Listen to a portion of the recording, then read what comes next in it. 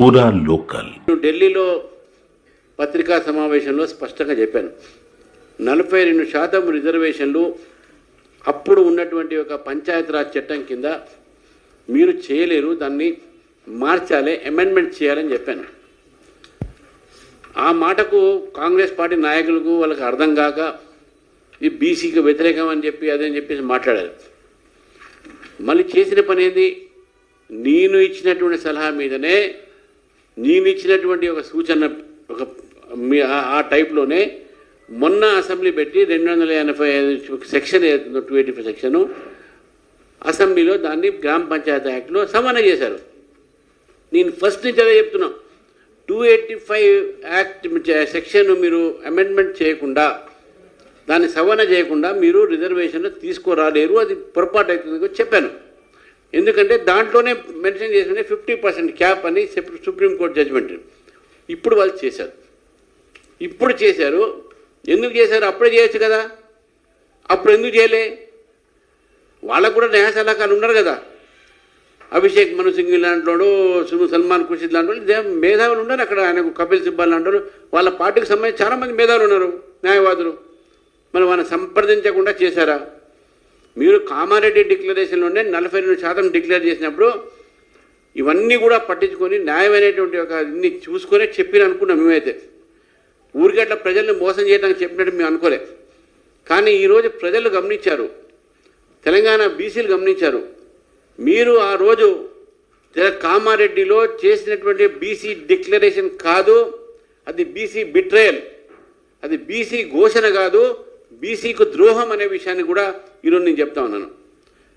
కాంగ్రెస్ పార్టీకు నిజంగా చిత్తశుద్ధి ఉంటే ఏ రోజైతే డిక్లరేషన్ చేశారో ఆ రోజు నుంచి ఈ రోజు వరకు దాదాపు 24 నెలలు దాటిపోయింది, అంటే 2 సంవత్సరాలు దాటిపోయింది మనకు.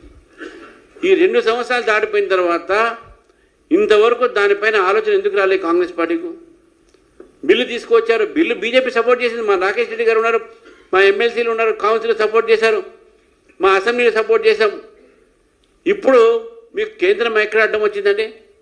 మీరు అమెండ్మెంట్ చేశారు, గవర్నర్కి పంపించారు బిల్లు, వారి దగ్గర ఉన్నది, అది రాగానే మీరు అనౌన్స్ చేయండి. గతంలో కూడా మీరు చెప్పింది అదే, మీకు చిత్తశుద్ధి ఉంటే అమెండ్మెంట్ చేసి నోటిఫికేషన్ ఇవ్వాలి. గవర్నర్ ప్రెసిడెంట్ సంబంధం లేదు ఇది. నిజంగా కూడా ప్రెసిడెంట్కు సంబంధం, ప్రెసిడెంట్ దగ్గర పంపిస్తే ప్రెసిడెంట్ ఆఫ్ ఇండియా దగ్గర దేశవ్యాప్తంగా కూడా అన్ని బిల్స్ వస్తాయి. అవన్నీ బిల్స్ కూడా అసెంబ్లీకి అకార్డింగ్ ఆ లైన్గా వస్తాయి, అది డిలే అవుతుంది. అంత దూరం పోవాల్సిన అవసరమే లేకుండా మీకు ఇక్కడే అమెండ్మెంట్ చేసి గవర్నర్ అయితే గవర్నర్ 60 రోజుల్లో దాన్ని అసెంట్ పంపిస్తాడు. అది మీరు గవర్నర్ చూసుకున్నట్టుగా అది అడ్మినిస్ట్రేటివ్ రిలేషన్స్ అది. కానీ మొన్నటి వరకు బీజేపీ అడ్డుపడుతుంది. బీజేపీ ఎక్కడ అడ్డుపడ్డదంటే, కేంద్ర ప్రభుత్వం అడ్డం ఎక్కడ పెట్టిందంటే, మీకు న్యాయ సలహాలు అడ్డుపడ్డదా? మీ న్యాయ ఒక ప్రక్రియలు అడ్డపడ్డదా? మీ బిల్లుకు అడ్డం పడ్డావా? ఎక్కడ అడ్డం పడ్డాం? మీరు సవరణ చేయకుండా తప్పుడు లెక్కలని పంపిస్తే అది ఎవరు చూస్తారా అది? కాబట్టి ఈరోజు నేను స్పష్టంగా చేస్తా ఉన్నాను, తెలంగాణ ప్రజలని, తెలంగాణ ఓబీసీలను ఈరోజు కాంగ్రెస్ పార్టీ మోసం చేస్తూ ఉంది. ఈ యొక్క కామారెడ్డి డిక్లరేషను, వీళ్ళు చేసినటువంటి వాగ్దానము, వీళ్ళు ప్రజలకు వాళ్ళు చూపెట్టాలి, వాళ్ళ ప్రజలకు వాళ్ళు అమలుపరచాలని చెప్పేసి వాళ్ళందరూ కోరుతున్న సమయంలో మీరు మా మీద రాలేయటము, మా మీద నెప్పమేయటం అనేది ఇది పొరపాటు.